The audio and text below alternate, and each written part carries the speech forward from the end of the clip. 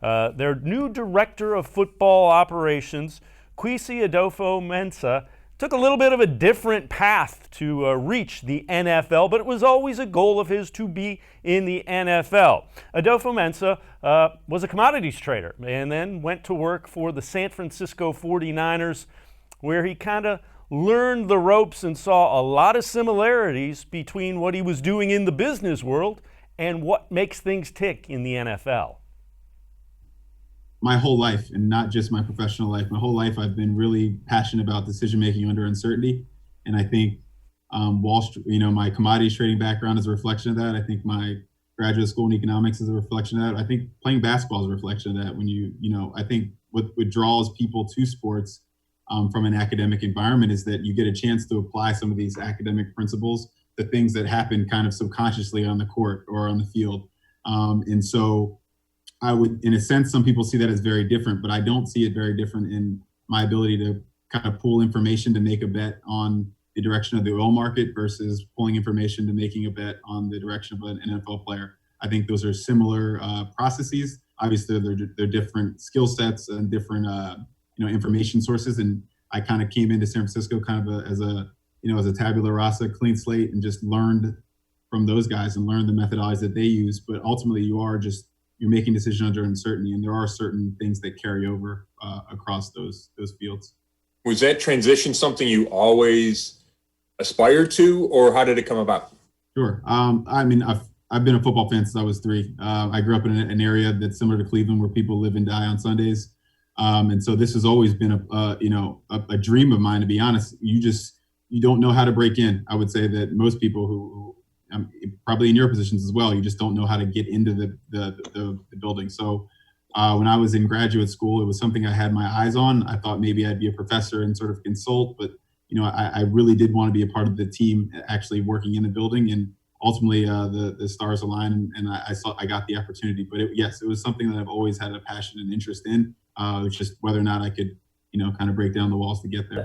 Just kind of curious, you're coming from a team that was just in a Super Bowl to a team that's been trying to turn things around for a couple of decades here. What, from your experience with the 49ers, do you think you can bring to the Browns that will really kind of maybe help them finally get over that hump?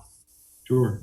Again, and these words become cliche, but an appreciation of alignment and culture.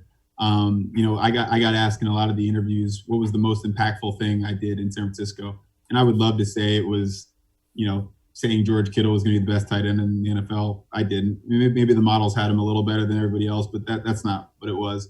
What was impactful, the most impactful is after our 2016 front office reboot, they had me study successful organizations in sports and other companies. You really learn what it takes to make it. Look, this sport has tons of ups and downs every day.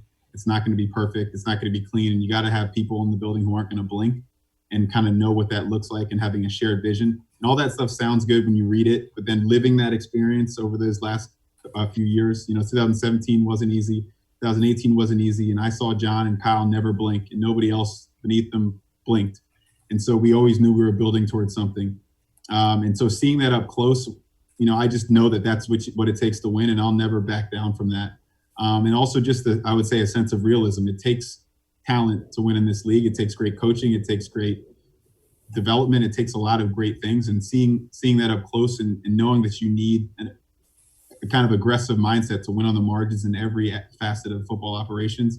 Again, seeing that up close is an invaluable experience that I'll never be able to kind of replicate. So I think that's what I'll bring to the Cleveland Browns.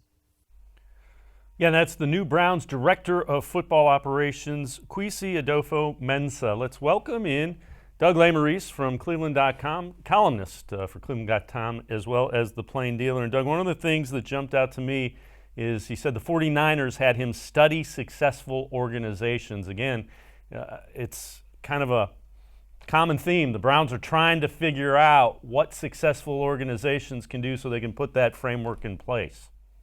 Are the Niners not one of the best organizations the Browns should be studying right now? It's funny to me. It's like, remember when we all thought the Browns might make a leap from not very good to a Super Bowl contender? The 49ers stole their resume.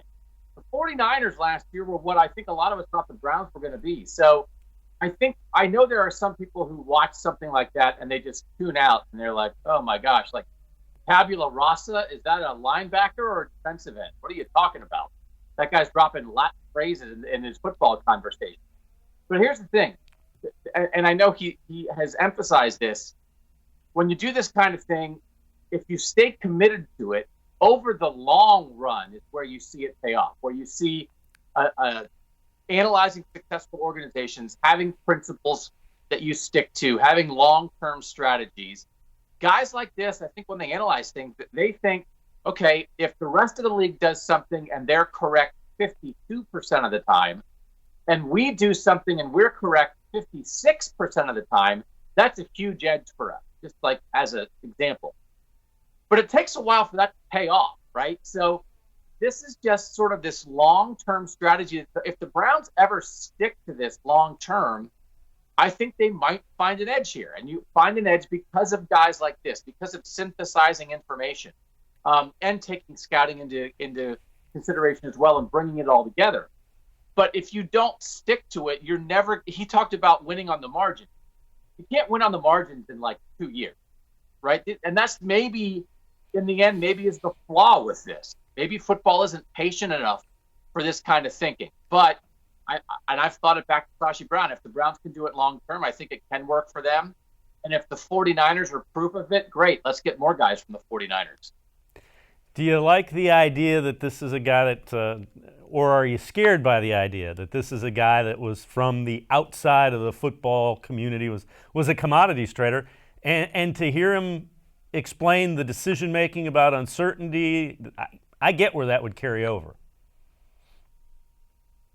I think the more you get the gut out of football decision-making, I think the more you'll succeed in the long term. And that can be hard, I think, for football people, maybe old school football people, to want to give up because they like their guts, man. And again, if your gut says, I like this player, and then you pick him and he's good, it reinforces it. But over 100 picks, over 10 years, is that the way to go about it? So would I want him to be the GM? Probably not right now.